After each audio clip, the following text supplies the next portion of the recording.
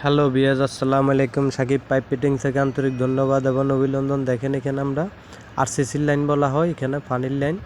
এটা ওয়াইস্টির যে পানি গোসলের, এই পানিতে আমরা একটা পিট বানাইতেছি, যেহেতু আমরা এখানে সিফটি ট্যাঙ্কির ভিতরে দিতেছি। দেখেন এখানে আমরা ছোট করে একটা পিট বানাইছি। দেখেন এই কাজগুলো আমরা ঢাকার বাইরে করে থাকি। এখন আমরা ভালো করে প্লাস্টার করব। রানলিং পানি এই কারণে একটু কষ্ট হইতেছে। এই কাজগুলো আমরা কন্ট্যাক্টে করে থাকি, গ্যাস পানি ইত্যাদি সব কাজে করে থাকি। আমাদের সাথে যোগাযোগ করবেন। দেখেন এখানে আমরা কিভাবে এই কাজগুলো করে থাকি।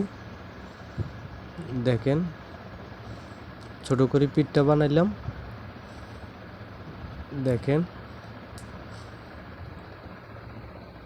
এটা আমরা 6 ইঞ্চি পাইপ ব্যবহার করছি। এখানে পানির লাইনের কালেকশন দিতেছি, মোট 8টা পাইপ। দেখেন এখানে বাউন্ডারি হইতেছে, এই কারণে এই পাইপগুলো সব আমরা এক সাইডে নিয়ে ফেলছি।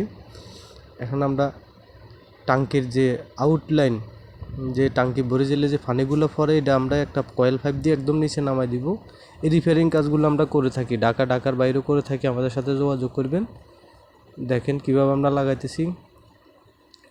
আর অবশ্যই আমাদের ভিডিও ভালো লাগলে চ্যানেলটা সাবস্ক্রাইব করে দিবেন, লাইক শেয়ার করে দিবেন, আপনাদের মূল্যবান মতামত জানাবেন। আমরা ভালো করে আটা লাগাইতেছি। দেখেন এই 1 ইঞ্চি আমরা কয়েল পাইপ দিই। ওভারফ্লো যে পানিগুলো, এগুলো একদম নিচে নামাই দেব।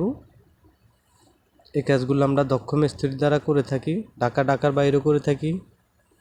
দেখেন এই কাজগুলো আমরা কীভাবে করি।